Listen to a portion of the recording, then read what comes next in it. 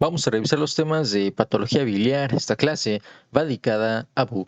Recuerda que mis clases están basadas 100% en guías de práctica clínica mexicanas y normas oficiales, siendo la bibliografía utilizada para esta clase la guía de colecistitis y colelitiasis del 2009, así como el manual CTO quinta edición de cirugía general. Arrancamos con las definiciones. La colelitiasis no es más que la simple presencia de litos o piedras dentro de la vesícula biliar. Cuando estos litos logran migrar fuera de la vesícula, pueden obstruir el colédoco y es ahí donde cambia el nombre a coledocolitiasis. Si estos litos logran llegar más allá y obstruyen donde drena el conducto de Wirsung, se puede inclusive llegar a una pancreatitis aguda.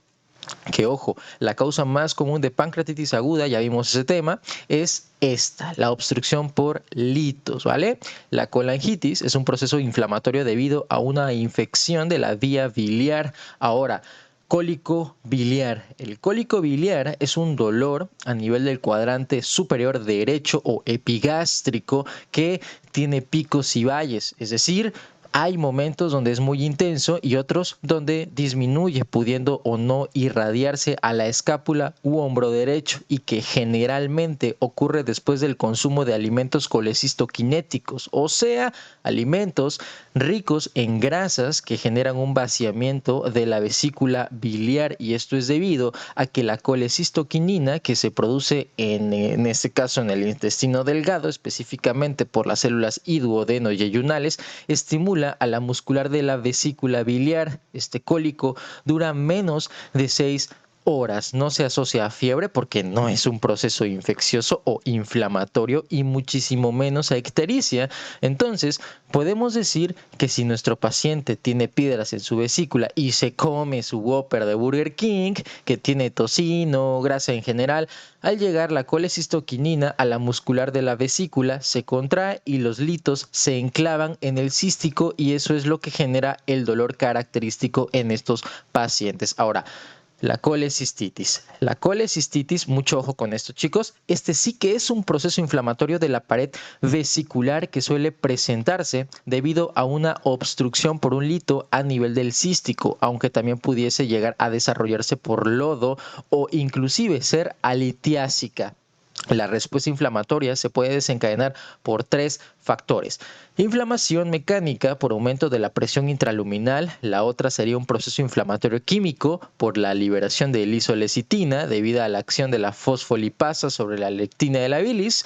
Y la última sería por una inflamación bacteriana, siendo la bacteria más relacionada, pregunta de examen, Escherichia coli, que veremos más adelante debido a su participación en la litogénesis, ¿vale? La clínica de una colecistitis aguda, en este caso, es la misma que el cólico biliar. Sin embargo, el dolor es mayor a 6 horas, no así la del cólico biliar, que decíamos que era menos de 6 horas. Al ser un proceso inflamatorio, desencadena fiebre. Sin embargo, cuando llega a complicarse, puede inclusive llegar a palparse la vesícula. En esta tabla comparamos el cólico biliar con la colecistitis aguda, en donde habíamos mencionado que el cólico biliar se desencadenaba 2 horas post ingesta de alimentos ricos en grasa y que el dolor a nivel del cuadrante superior derecho tardaba menos de 6 horas. No hay vesícula palpable al no ser un proceso inflamatorio o complicado. Hay ausencia de Murphy, o sea, de interrupción de la inspiración por dolor tras la palpación del cuadrante superior derecho. Ausencia de fiebre al no ser un proceso que genere una respuesta inflamatoria sistémica, así como ausencia de ictericia al no presentarse un cuadro obstructivo. En cambio, la colecistitis aguda, el dolor tiene una duración de más de 6 horas. Cuando hablamos de una colecistitis no complicada, generalmente no hay palpación de vesícula, pero cuando se complica, sí que la hay, así como Murphy y fiebre al ser un proceso inflamatorio. La ictericia no es habitual en la colecistitis aguda, chicos. Ojo con ese dato. Si se llegara a presentar ictericia, tendríamos que pensar en otra cosa, como por ejemplo síndrome de Meritzi, que veremos más adelante. En cuanto a la epidemiología, la colecistitis aguda representa la causa número 1 tanto de consulta como de cirugía mayor en el servicio de cirugía general. La colecistitis se presenta frecuentemente en mujeres en edades superiores a 40 años. Sin embargo, también es común en edad fértil y en el embarazo, formando por lo tanto parte de los factores de riesgo que veremos más Adelante. Y aquí viene uno de los datos más interesantes e importantes que reporta la GPC. De todos los pacientes que tienen litos o piedras en la vesícula biliar, solamente el 5 al 20% debutará con colecistitis aguda. Del 25 al 30% de los pacientes con colecistitis aguda va a necesitar cirugía. Y de las colecistitis agudas, hasta un 15% se perfora. Entre otros datos menos importantes, en el año 2007 en el IMSS fue más común la cirugía abierta que la realizada por la paroscopía. Entre los datos que a nadie le importa, en Gringolandia hasta un 20% tiene litos. Vaya. En cuanto a los factores de riesgo, el principal para el desarrollo de colecistitis aguda es la presencia de litos en la vesícula biliar, ser mujer en etapa fértil. El embarazo es un factor de riesgo independiente y se ha demostrado que el riesgo de padecer litiasis aumenta con la multiparidad.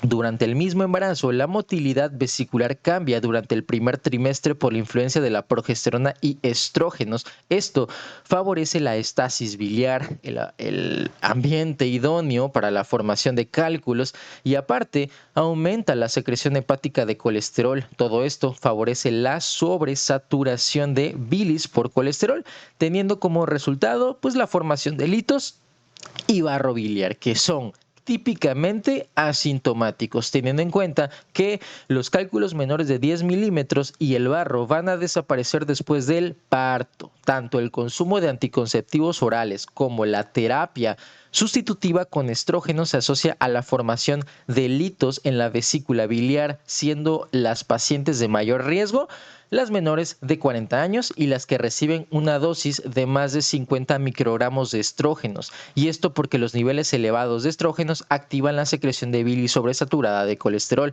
Otros fármacos como la ceftriaxona, se ha visto que esta cefalosporina de tercera generación, al tener hasta un 40% de su excreción por vía biliar y tener una alta afinidad por el calcio, puede precipitar a la formación de cálculos que luego desaparecen tras suspender el medicamento.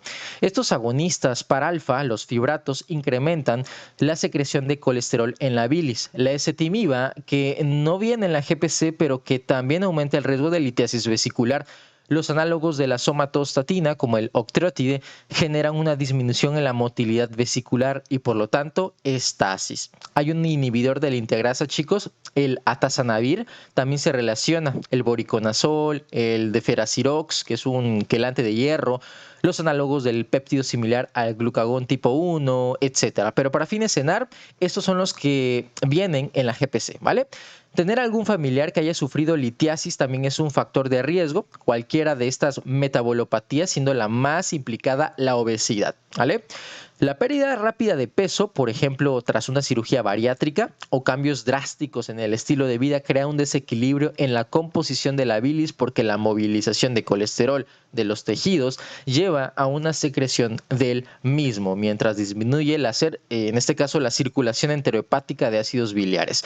La nutrición parenteral prolongada por la hipomotilidad vesicular, enfermedad del ilion, hepatopatías y estados hemolíticos. Y ya como causas tipo Dr. House, que generan en este caso riesgo también de litiasis vesicular, las mutaciones del gen CYP7A1, que genera deficiencia de la colesterol 7 hidroxilasa. El estado homocigoto se asocia a hipercolesterolemia y cálculos. El otro gen, el MDR3, que codifica la bomba de exportación de fosfolípidos en la membrana canalicular del hepatocito, también puede generar secreción deficiente de fosfolípidos en la bilis y por lo tanto, pues la sobresaturación de colesterol. Esto de manera general, chicos, porque en este caso van a existir tipos de litos. De acuerdo a los factores de riesgo, vienen los tipos de litos. Si me dicen es que es una paciente dislipidémica, pues serán de colesterol. Es que tiene anemia hemolítica, una anemia por células falciformes, una esferocitosis hereditaria, cualquier trastorno hemolítico, ya sea congénito o adquirido, pues van a ser pigmentados. En este caso, los negros. Es por esto que será importante este esquema. Tenemos dos tipos de litos, chicos. los de colesterol y los pigmentarios. En la parte superior izquierda te coloqué los principales componentes de la bilis. Ya tú sabes que cuando hay un desbalance de estos se precipita y se crean los cristales, que como te digo, el tipo de lito depende de quién lo genere. Los de colesterol son poco comunes, representan menos del 10% de todos y generalmente se producen como un gran único lito con una superficie, en este caso, lisa. Los más comunes, los mixtos, ¿vale? A pesar de que tienen de todo, tienen principalmente colesterol en más del 50% de su peso. Suelen ser múltiples, de tamaño variable, pueden ser duros, blandos, aplanados, irregulares, así como multilobulados, etc. Los colores van desde amarillo hasta verde o negro. Los pigmentarios se van a clasificar en negros y marrones. Los pigmentarios negros están compuestos de bilirrubinato cálcico puro y por lo general se producen en personas con estados hemolíticos crónicos. Eso es muy importante tenerlo en cuenta, chicos, como por ejemplo lo que les decía, ¿no? La esferocitosis hereditaria y la anemia por células falciformes, pero esto sería en condiciones congénitas, aunque también se pudiese llegar a producir por algún estado hemolítico adquirido. Recordando nada más que los eritrocitos anormales son destruidos por el sistema retículo endotelial del vaso, su hemoglobina se convierte en biliverdina, que a través de la biliverdina reductasa se convierten en bilirrubina indirecta o no conjugada, la cual con ayuda de la albúmina llega al hígado para finalizar con su glucuronidación. Entonces, si hay mucha hemólisis, le llegará a mi hígado mucha bilirrubina indirecta o no conjugada. Esto ocurre también en los pacientes cirróticos, pacientes que les encanta el alcohol, pacientes que ya tienen estos famosísimos nódulos de regeneración, son pacientes que ya tienen todo fibrosado, el pobre hígado. ¿Y por qué sucede esto en los pacientes cirróticos, chicos? No sucede porque le llegue mucha bilirrubina, en este caso indirecta o no conjugada, sino que el hígado, como ya está todo fibrosado, pierde sus funciones, entre ellas la capacidad de glucuronidación, es decir, añadir ácido glucurónico a la bilirrubina indirecta o no conjugada. Entonces vamos a tener más bilirrubina indirecta, ¿vale? Que no se metaboliza.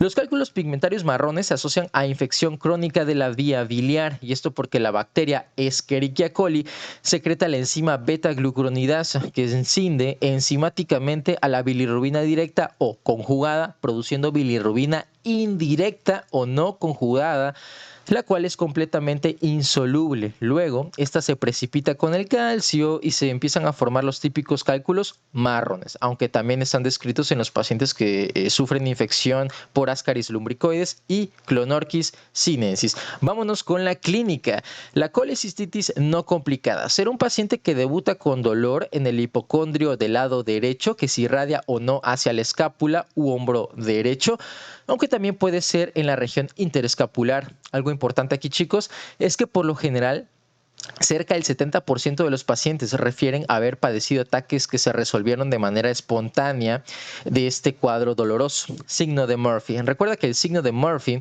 es la interrupción en la inspiración profunda por dolor en el cuadrante superior derecho tras su palpación. Este signo lo objetiva quien lo explora y no lo refiere el explorado. Dejo de respirar profundamente porque cuando me palparon la vesícula pude ver a Cristóbal Colón llegando a América. Resistencia muscular, así como náusea y vómito. Si existe fiebre, es muy leve. La complicada es lo más característico, será la fiebre alta, mayor de 39 grados, así como vesícula palpable y los datos de inestabilidad hemodinámica. El diagnóstico se hace si se completan estos tres criterios: signo o síntoma local, en este caso el dolor, único, en este caso hablando del síntoma sistémico, pues generalmente se habla de la fiebre, y el estudio de imagen positivo. ¿Qué estudio de imagen, chicos? Pregunta de examen: el ultrasonido abdominal es el estudio que solicitaremos de primera instancia, ¿vale? Ahora, en cuanto a los hallazgos, esto igual es muy preguntable. Pared vesicular mayor de 5 milímetros, alargamiento vesicular, Murphy ultrasonográfico, líquido perivesicular, imagen de doble riel, y esto por el engrosamiento de la pared vesicular, sombra acústica posterior por la presencia de litos, lito encarcerado y ecos intramurales. Y bueno, un dato que viene en el CTO es que el 80% de las colelitiasis son asintomáticas. Ya decíamos al comienzo de la clase en la parte de epidemiología que solamente del 5 al 20% de las colelitiasis haría colecistitis. Otros estudios, la gammagrafía es la más específica, pero es muy cara y se necesita tiempo para poder realizarla. La que te van a preguntar, pues va a ser el ultrasonido, ¿vale? No lo olvides. En cuanto a los laboratoriales, ningún estudio es específico para la colecistitis aguda. Sin embargo, puede ser de utilidad la biometría, demostrando leucocitosis al ser un proceso, pues en este caso inflamatorio, PCR aumentada, las bilirrubinas elevándose solamente la directa en caso de coledocolitiasis o síndrome de Mirizzi, ya veremos esto más adelante. La química sanguínea, ATP y amilasa, teniendo en cuenta lo que habíamos mencionado al principio, chicos, al migrar los litos pueden precipitar una pancreatitis aguda, por eso es importante este estudio, ¿vale? Ante la presencia de fiebre y sospecha de proceso infeccioso, la guía recomienda que se solicite hemocultivo o cultivo, esto con la finalidad de poder seleccionar el agente antimicrobiano específico contra la bacteria específica. Una vez diagnosticada nuestro paciente de colecistitis aguda, con ayuda de los datos clínicos y de laboratorio, por eso les dije que son importantes los estudios de laboratorio, pero no son nada específicos, esto lo vamos a meter dentro de esta clasificación que es tan preguntable, que es la clasificación de Tokio. Vámonos de izquierda a derecha. Será un paciente grado 1, Tokio 1 o leve, el cual debute con colecistitis aguda con inflamación leve. Será grado 2 el paciente que cuente con lo mismo del 1, o sea, colecistitis aguda nada más, pero asociado al menos uno de los siguientes: leucocitosis mayor a 18.000, masa palpable, ya habíamos mencionado que era la colecistitis complicada, que su cuadro haya durado más de 3 días o más de 72 horas, o bien cuenta con absceso o peritonitis. El grado 3 será que el paciente con colecistitis aguda y cualquier dato de disfunción orgánica, de acuerdo al grado en el que se encuentre nuestro paciente, pues viene la antibiótico terapia. Grado 1 será solamente un antibiótico, grado 2 y 3 serán 2 antibióticos, pero ojo, porque a pesar de que en los grados 2 y 3 se usan 2 antibióticos, los mismos cambian. En el grado 1 será ciprofloxacino, generalmente esta fluoroquinolona, aunque puedes usar cualquiera de las que están en esta tablita, ¿vale? Grado 2, pipetazo o cualquiera cefalosporina de las que están ahí, y grado 3, ceftriaxona generalmente. Si sospechamos de anaerobios, agregamos metronidazol. Tratamiento quirúrgico de elección, la colecistectomía laparoscópica temprana, o sea, la que se realiza en la primera semana después del cuadro agudo, y esto porque hay mejor recuperación, menor costo, etc. Sin embargo, a tener en cuenta que igual depende del grado. Grado 1, la temprana; grado 2 también, pero si hay inflamación, esperar a que disminuya; y por último, el grado 3, solamente hasta que mejore nuestro paciente, ya sea porque tenga falla orgánica o necesite el drenaje. En cuanto a las complicaciones de la cirugía, esto es muy poco preguntado, vamos a pasarlo. Hay situaciones en donde el paciente se rehúsa a la cirugía o bien es de alto riesgo quirúrgico. En estos casos será de elección el uso del ácido ursodesoxicólico o quenodesoxicólico por un periodo de 1 a 2 años. Esto para fines en ARMS, chicos, porque en la práctica realmente ya no se utilizan. Ahora, para el tratamiento del cólico biliar, ojo, cólico biliar, no estamos hablando de inflamación de la vesícula, o sea, colecistitis aguda. Será de elección el diclofenaco intramuscular 75 miligramos a dosis única, y esto porque según la GPC evita la progresión hacia una colecistitis aguda. Si el paciente ya inició con el cuadro de colecistitis aguda, pues ya no nos va a servir de nada. En caso de que el dolor sea muy intenso, podemos optar por este opioide, ¿vale? La meperidina. La guía refiere que la litotricia es la primera opción de tratamiento en los pacientes que cuenten con litiasis única, no calcificada, con diámetro de 20 a 30 milímetros, sin contraindicaciones en donde entra la pancreatitis, alteraciones en la coagulación, así como quistes o aneurismas en el trayecto de las ondas de choque. Y claro, que no hayan sido tratados previamente con este mismo procedimiento. Incapacidad y criterios de referencia: en cuanto a los pacientes que se operaron por vía laparoscópica por una colecistitis no complicada, la recuperación será de 2 a 3 semanas y solamente necesitará de un día en el hospital. En caso de que fuera abierta, será lo mismo, solo que la estancia será de 2 a 3 días. Si cualquiera de las dos se llegara a complicar, la incapacidad será hasta que las complicaciones se resuelvan. Datos importantes. Lo dijimos, no es lo mismo una colelitiasis que una colecistitis. Solamente un porcentaje muy pequeño de pacientes con piedras hacía colecistitis. 5 a 20%. Sin embargo, hay situaciones en donde inclusive sin tener colecistitis se tiene que hacer una colecistectomía. Estos pacientes serán aquellos que cuenten con cálculos mayor de 3 centímetros y esto porque se asocian con más frecuencia a colecistitis aguda y neoplasias malignas, anomalías congénitas con cálculo, vesícula de porcelana o calcificación, anemia falciforme, esto porque la colecistitis puede precipitar crisis hemolíticas, cirugía para obesidad, microlitiasis por su asociación con la pancreatitis, pólipos vesiculares mayores de 1 centímetro, ya que son precursores de malignidad, inmunosupresión crónica y denervación o pérdida de la capacidad sensorial abdominal al no percibir dolor. Un dato aparte es que todo paciente que haya tenido un cólico biliar, según el CTO, se considerará como paciente con colelitiasis sintomática y se va a consulta por cirugía para valorar la cirugía electiva. Vámonos con los algoritmos. Clínica sugestiva de colecistitis, Murphy, fiebre y dolor en el hipocondrio derecho, ultrasonido abdominal. Hallazgos concluyentes, no hacemos TAC o gammagrafía. Habíamos mencionado que la gammagrafía era la más específica, pero la más cariñosa y la que tardaba, ¿vale? Pero si el ultrasonido es concluyente para colecistitis aguda, hacemos los laboratoriales y con ayuda de la clínica y los laboratoriales clasificamos a nuestro paciente a través de Tokio, chicos. Muy bien. Tokio 1, colecistectomía laparoscópica con su ciprofloxacino, porque recuerda que dijimos que era una fluoroquinolona. Tokio 2, depende. Si es, en este caso, inflamación no severa, acuérdate que eran 2 antibióticos con la cirugía, pero si hay inflamación severa, drenamos en caso de necesitar, toma de cultivo en caso de sospechar de anaerobios y hacemos la cirugía. Grado 3, en este caso, chicos, nos vamos a la parte de antibióticos, manejamos la inestabilidad en hemodinámica de nuestro paciente, primero drenamos y la cirugía hasta que todo mejore, facilito. Colecistitis alitiásica, este tipo de colecistitis en ausencia de litos es típica en pacientes críticamente enfermos, pacientes politraumatizados, pacientes gravemente quemados, que están en el periodo puerperal complicado, pacientes que han estado bajo nutrición parenteral por larga evolución, obviamente tienen peor pronóstico porque es más tardado el diagnóstico. El diagnóstico es por ultrasonografía y su tratamiento será la colocación de una sonda de colecistostomía que es guiado por ultrasonido. Primero se mete una jeringa con una aguja larga, se pica la vesícula y una vez que sale bilis se pasa una guía metálica y sobre la guía metálica se mete un catéter de drenaje. Por ahí se saca la bilis infectada, le ponen antibiótico terapia y esperamos a que se recupere nuestro paciente. Si no mejora, pues será la cirugía.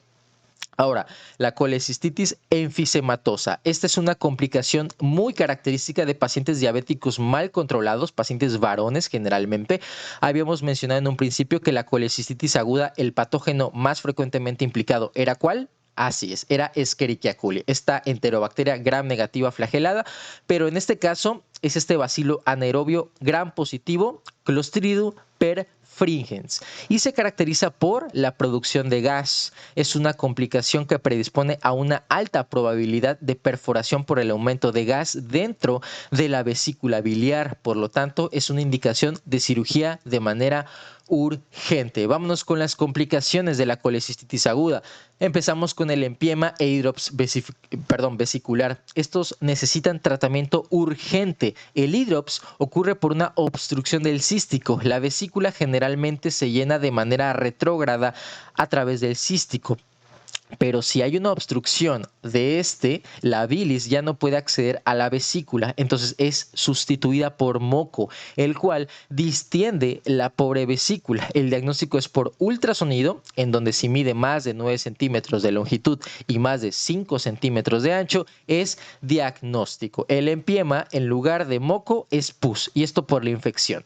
Colecistitis santo-granulomatosa. Aquí hay un engrosamiento de la pared vesicular de aspecto pseudotumoral.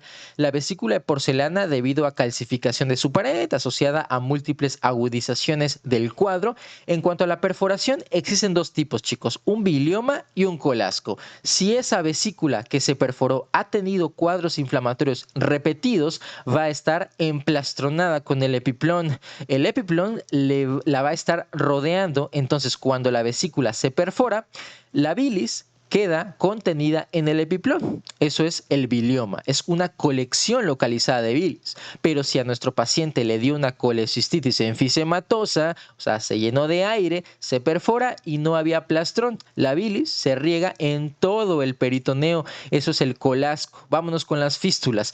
La primera fístula es el famosísimo síndrome de Mirizzi. Esta es la clasificación que pueden observar en la parte inferior. ¿Qué pasa aquí en el síndrome de Mirizzi?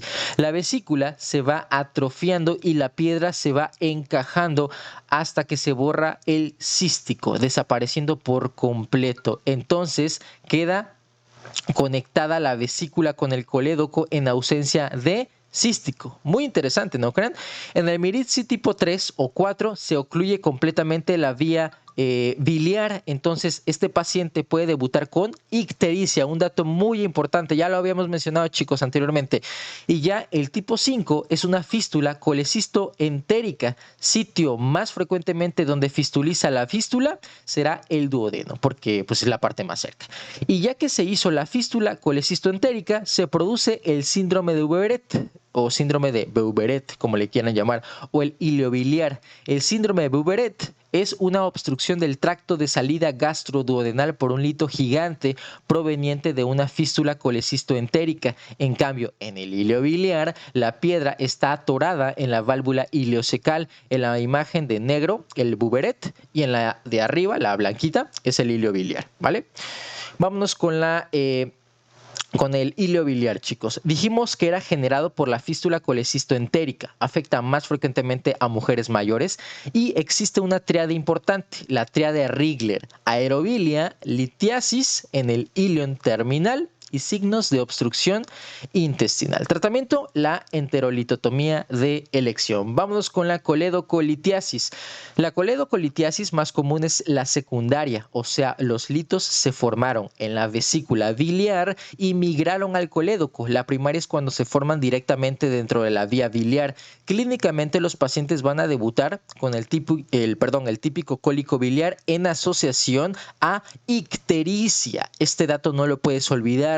El diagnóstico lo haremos con ultrasonido, pero el estudio de elección pues siempre será la colangio, la CEPRE. Dato importante, ante paciente que debuta con colangitis o ictericia y que recientemente fue colecistectomizado, pensaremos en coledocolitiasis residual. Entonces, rápidamente, clínica con alteraciones analíticas en asociación con el hallazgo de una vía biliar dilatada mayor a 8 milímetros, damos tratamiento. En este caso será la de elección la CEPRE con esfinterotomía endoscópica. Un dato importante es que si la dilatación es mayor de 15 milímetros, nos predice que habrá fracaso al tratamiento. Si falla, la colecistectomía laparoscópica temprana en asociación a colangiografía con extracción de cálculos. Terminamos con la colangitis, chicos, la cual es la infección de la vía biliar, generalmente secundaria a una coledocolitiasis. Agente más comúnmente asociado, E. coli, pero el anaerobio más asociado, bacterioides frágiles. Los pacientes van a debutar clínicamente con la tríada de Charcot, aunque en casos más graves se presenta la penta de Reynolds. El tratamiento es antibiótico y CEPRE. Los antibióticos son los mismos que para la colecistitis aguda. Claro que va a depender del toquio de la colangitis, pero es el mismo tratamiento, chicos. Hasta aquí con la videoclase del día de hoy. Vámonos con el siguiente tema.